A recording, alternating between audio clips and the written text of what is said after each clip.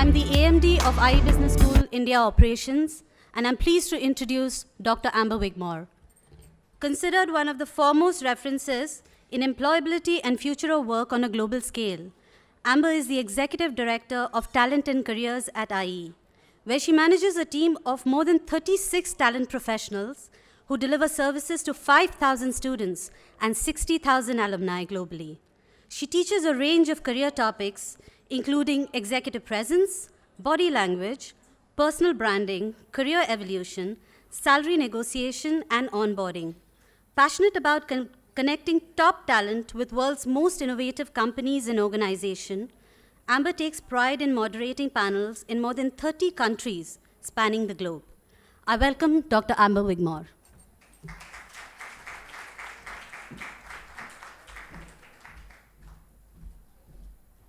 Thank you very much, Namita, for the kind introduction. A warm welcome to everyone. A wonderful event we have. This is the second time I'm here for this amazing I Am Woman. I want to welcome all of you. And you're about to meet an exceptional panel of women who are just exceeding in all areas of their careers. So I'm going to start by introducing and calling up each of the women from our first panel, our power panel of women. We're going to start with Michelle Poonawalla. Welcome, Michelle. Michelle is an artist who has brought innovative techniques to the field of art, has worked for the annual fundraising shows of Kushi, an organization that works to uplift poor and destitute communities in India, and the Gateway School, a special school for children with learning disabilities. Michelle and her daughter Tanya worked together to publish a book called The Adventures of Harry Mouse, Sleepover, in 2017. Michelle believes very firmly to inspire her children and many youngsters to believe in their dreams, and if you can dream it, you can do it. Michelle was also invited in 2017 to be part of the Elephant Parade India project under the patronage of HRH, the Prince of Wales. Michelle Poonawalla is a patron of Breakthrough, an NGO that works to end violence against women by transforming the norms and cultures that enable it. Welcome to the panel, Michelle. Our second panelist is Leah Tata. Welcome, Leah. Leah Tata hails from one of the most prominent families in India, but has never lived off of the privilege. She has completed her master's in marketing degree from IE Business School, a bachelor's in economics and commerce from Jai Hind College, and schooling from Cathedral and John Connon School. Leah Tata has been associated with the Taj Group of hotels since 2007, starting as an assistant sales manager. She rose the ranks over the years with her own hard work and determination without any preferential treatment. With over 98 hotels across the globe, Taj Hotels, Resorts, Palaces, and Safaris is one of Asia's largest and finest group of hotels recognized the world over for offering a fusion of warm Indian hospitality, world-class service, and modern luxury. Leah is part of the real estate and development team responsible for the growth and expansion of the Taj Group's footprint. Welcome, Leah. Our next awardee this evening is Falguni Peacock, who is not yet arrived or on her way. Okay, we're going to continue with the next panelist. And another thing I wanted to say is excuse any mispronunciations of the names this evening. I'm doing my best. Our next special guest, we have Bhavna Jasra. Bhavna, welcome. Art with a heart. Bhavna Jasra, a prominent entrepreneur, started her unique business 15 years ago. Her art involves casting of the expressions of hands and feet in metal finishes like gold, silver, bronze, and then framing them to make memorable keepsakes for life. Prominent patrons of her art include Sri Narendra Modi, Nida and Mukesh Ambani, and all the leaders, high profile, of the business world, as well as Bollywood celebrities. Bhavna's venture is empowered by all-women employee teams, and she lends her hands to several charitable organizations, including the Ambani Foundation. Welcome, Bhavna. So we're going to get started with the panel, and hopefully we will have Falguni joining us shortly.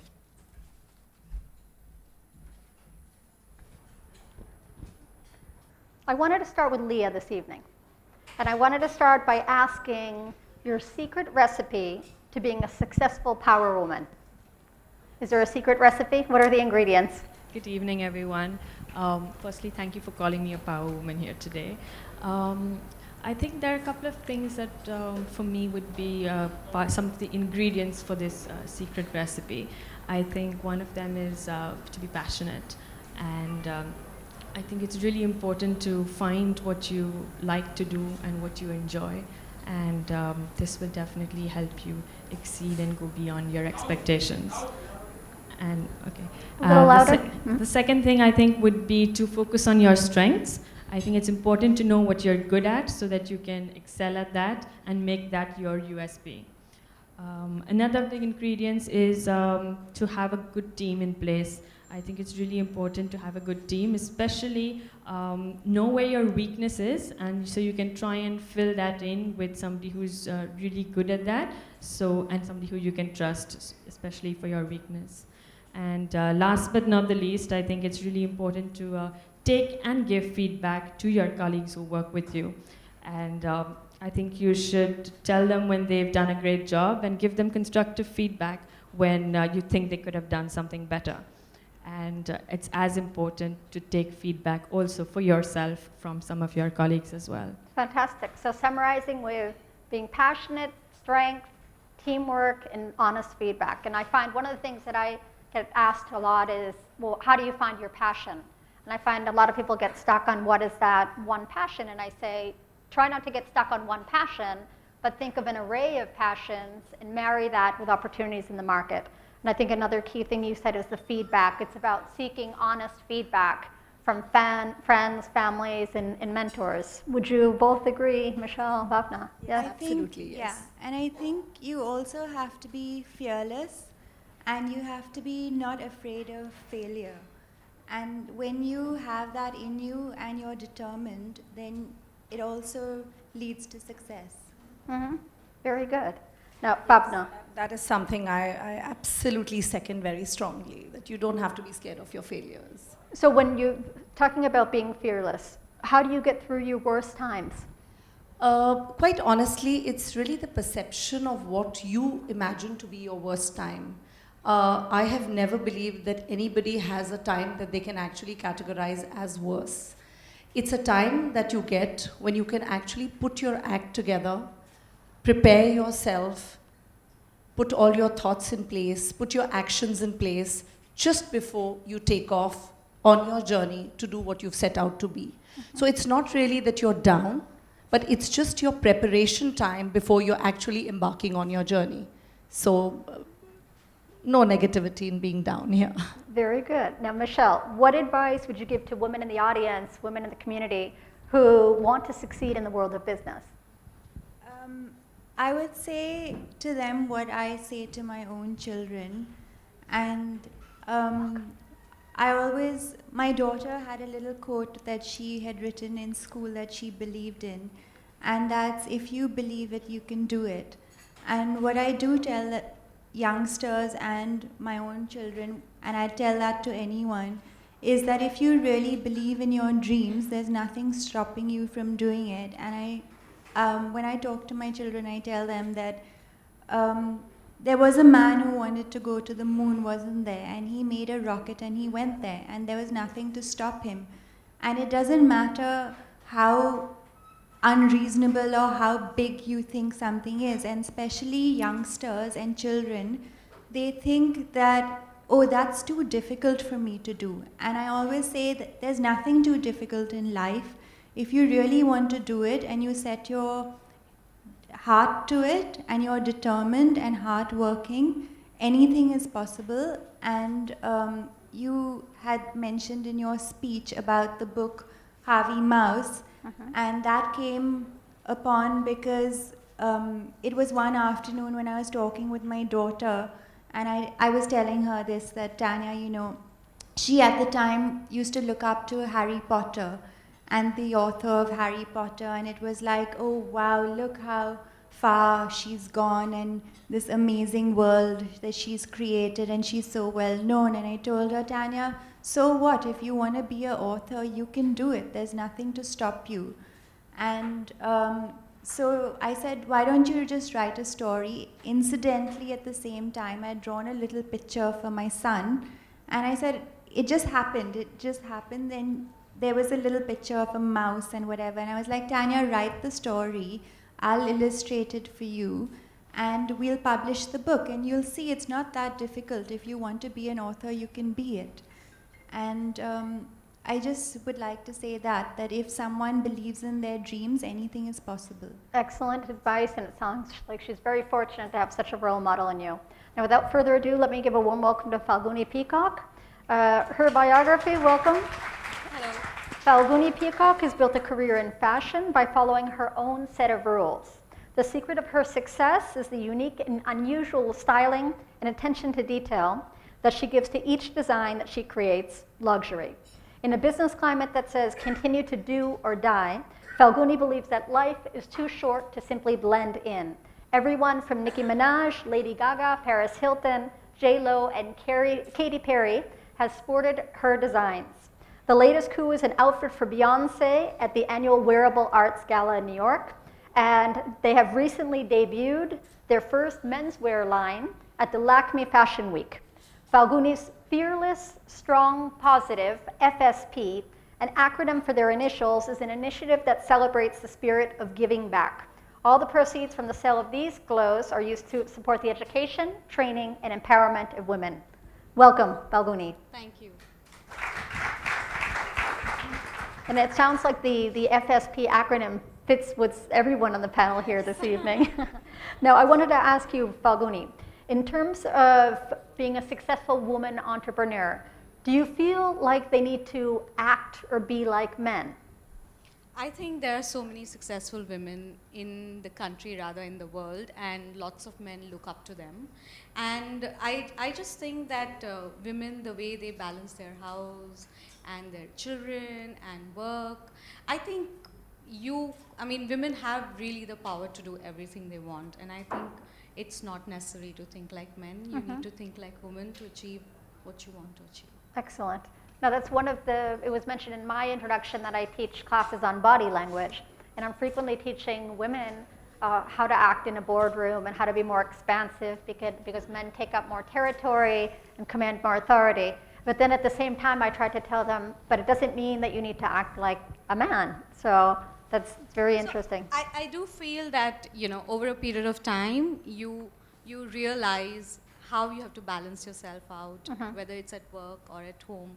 And there are times you think, okay, if Shane would be there, what would he do? Right. I do think like that. And I think there's no harm in thinking that way. And as a woman, I feel I'm blessed to be able to think both ways. I can't imagine a man think like a woman. Right. Very good. Now, Leah, we have an alumnus from our institution. I wanted to ask you advice that you would give to women to succeed in the world of business. Some advice that I would give. I don't think there's one thing. It's probably a combination of many things. Like I said earlier, to be passionate and enjoy what you do, and also be a little opportunistic and pick up opportunities that come your way and which will help you achieve to your goal. And maybe be a little more risk-taking. I think it's a bit of a stereotype that men are more risk-taking than women. But I think that's slowly something that's changing. And women, it's not that when they're not risk-taking, they take risks in different ways. We prefer to take risk outside of work and shy away from it at work. So that's something which we probably should change a little bit and start taking a bit of risk, but at the same time not be too reckless. Very good. Now, in terms of taking risk, I feel it's important to have a source of inspiration. And just very quickly, I'm wondering, what are your sources of inspiration, if we start with you, Michelle? Well, I'm in the field of art just now, and I also work with my husband, Johan, in engineering. So, of course, they're two different spectrums altogether. And inspiration, I gather inspiration from everyday life in my art. I look to be a very positive person in everything that I do. And the message that I like to put out there is to be a positive person, to believe in my art is very positive.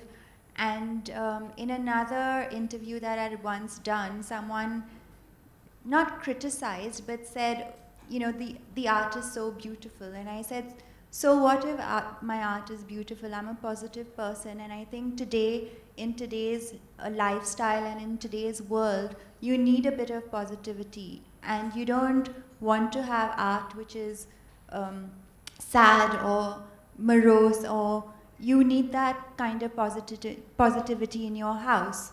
So I just look to anything positive as an inspiration. Bhavna, does that resonate with you, being from the art world yourself?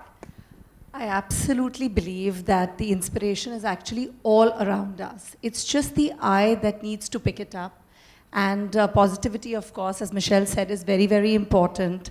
Something very sweet that I would like to say. When we moved into our new home, I was looking at, obviously being a casting artist, there's always something of your own work that you want to display as, giving place of pride in your home. And my tia came up to me and she says, Mom, it necessarily has to be my impressions, right? And I said, yes, tia. So, what is it that you would like to suggest I do? And she very sweetly, when we make a heart, we put our two hands together. So she said, Mom, I will make a heart and you will set it, into a cast and we will put a beautiful backdrop to it. Because I cannot make a heart without putting both my hands together. And for me, one is daddy and the other is mummy. And when I put them together, it makes me. So, drawing inspiration from your child at home as well. So it's just how you want to pick it up. And we have the most beautiful art piece which we put into our home. And there's not a single person who comes home and doesn't love it, because I just think it's art with a heart. And so prophetically, it is my daughter's heart. That's beautiful. Very nice. Now, Falguni, I wanted to ask, if you weren't doing what you're doing today, what would you have been? I've been asked this question a million times, Yeah? and I always have this answer. I don't know what I would do if I was not designing. Uh-huh. I think it makes me feel alive, and I think I was born for this. And with all the struggles and the challenges, I think I value it even more today. So, yeah. Very nice. Okay. Now, Leah, I wanted to ask, have you ever thought about what advice you wish you had been given at the start of your career that you've learned throughout these years now in the world of business? I think the main advice that was probably given to me in the beginning is, like I've been saying through this evening, is it's really important to know what you like to do. And I think once you find that, I think that is really key. I think everybody over here has found what they enjoy doing, and that's what's helped them, achieve what they are today. Fantastic. No, that's the key. I believe it's doing a realistic, honest self-assessment, self-awareness, having the right mentors in life, mentors that are perhaps at least 2 levels above you who can help you get back on your feet when you fall and just keep on moving. So I want to congratulate all of you, incredibly inspirational women, absolute role models for society, and congratulations for being here this evening. Thank you very much.